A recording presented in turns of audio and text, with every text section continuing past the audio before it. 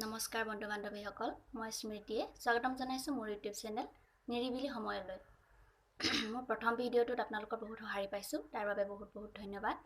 আৰু আজি মই আপোনালোকলৈ লৈ আহিছোঁ চাদৰৰ দহি বটা। আহকচোন চাওঁ। প্ৰথমতে মই বেজিৰে সূতাবোৰ এনেদৰে চাদৰ আগত লগাই লৈছোঁ। চাদৰ আগটো চিলাই লৈছোঁ মই। এনেদৰে আপোনালোকে বেজিৰে সূতাবোৰ লগাই ল'ব। আৰু মই ওপৰত এটা হেঁচা দি লৈছোঁ যাতে চাদৰখন খহি নাহে গাঁঠি মাৰোঁতে। আৰু কেঁচি এখনটো লাগিবই আপোনালোকক। আৰু আপোনালোকে দেখিবলৈ পাইছে মই সূতাবোৰ আগতেই বাতি লৈছোঁ। আপোনালোকে অলপ দীঘল দীঘলকৈ সূতাবিলাক লগাব চাদৰ আগত, যাতে গাঁঠিটো দিওঁতে অসুবিধা নহয় একো।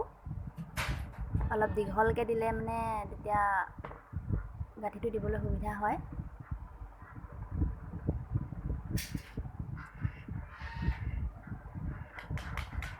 দেখিছে নহয়, দীঘল দীঘলকৈ গাঁঠি দি লৈছোঁ সূতা লগাই।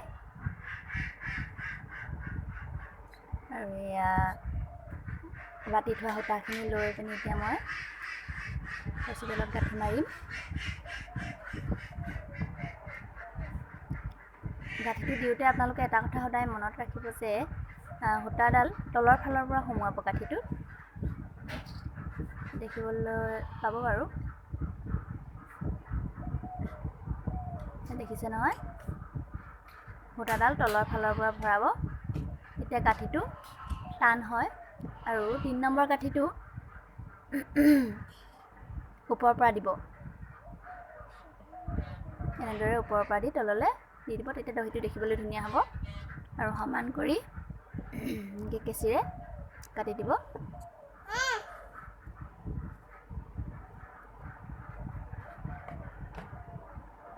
এয়া দেখিছে নহয়, টানকৈ এনেকৈ ধৰি ল'ব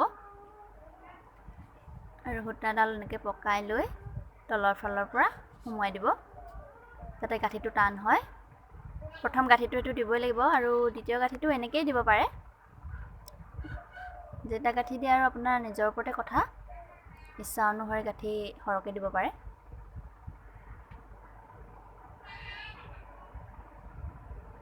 আৰু একেবাৰে শেষৰ গাঁঠিটো এনেকৈ ওপৰৰ ফালৰ পৰা ভৰাই তললৈ সোমাই দিব, তেতিয়া গাঁঠিটো দহিটো দেখিবলৈ সুন্দৰ হয় আৰু থুপি থুপি হয়।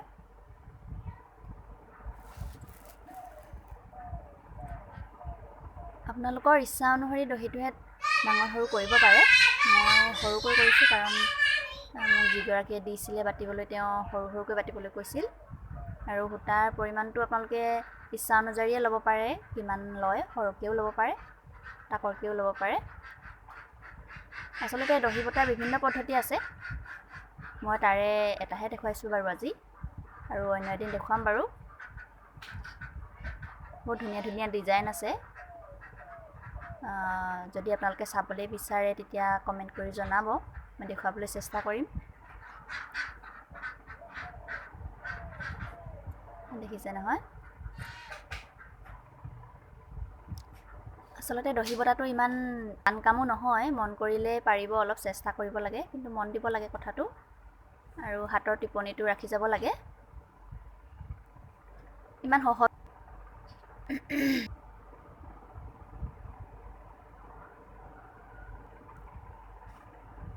গাঁঠিটো বা ঢিলা এৰাই যোৱাৰ চান্স থাকে। আচলতে কামবোৰৰ ফিনিচিংটোহে ভাল হ'ব লাগে। ফিনিচিংটো ভাল হ'লে আচলতে দেখিবলৈ ধুনীয়া হয়, কামটোও ভাল হয়।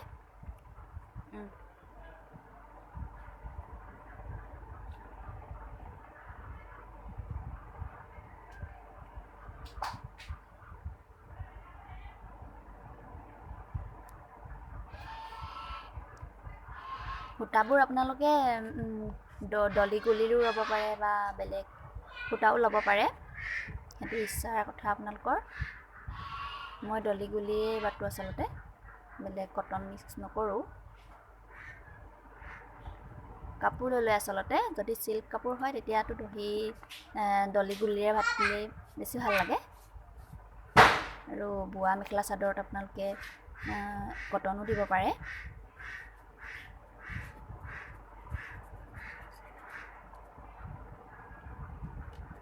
যদি কিবা বুজি নাপায় তেন্তে কমেণ্ট কৰি জনাব, মই আকৌ ভালদৰে দেখাবলৈ চেষ্টা কৰিম।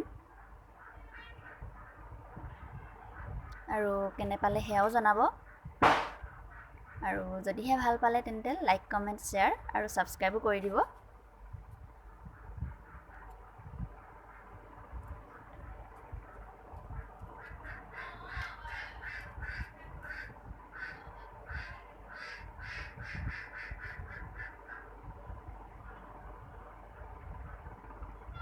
দেখিছেনে?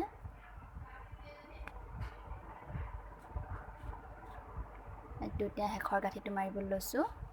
ভিডিঅ'টো অলপ দীঘলেই হ'ল বাৰু, খৰকৈ দেখালে আকৌ আপোনালোকে বুজাত অসুবিধা হ'ব পাৰে বুলি মই অলপ দীঘলকৈ দিলোঁ ভিডিঅ'টো, যাতে আপোনালোকে বুজিব পাৰে। এনেধৰণে আশা ৰাখিছোঁ ভাল পালে।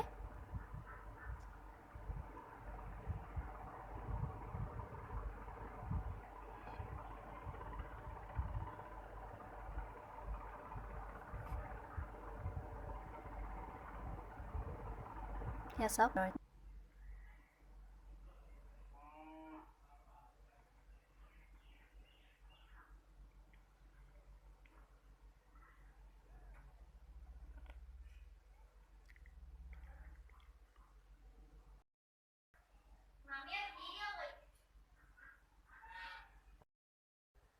ধন্যবাদ সকলোলৈকে। আগৰ দৰে এইবাৰ ভিডিঅ'টো আপোনালোকৰ সহায়ৰ আশা ৰাখিছোঁ। আৰু যদিহে ভিডিঅ'টো চাই ভাল পালে তেনেহ'লে লাইক, কমেণ্ট, শ্বেয়াৰ আৰু ছাবস্ক্ৰাইব নিশ্চয় কৰিব। আকৌ আহিম নতুন এটি ভিডিঅ' লৈ এই নিৰিবিলি সময়লৈ। তেতিয়ালৈকে ধন্যবাদ।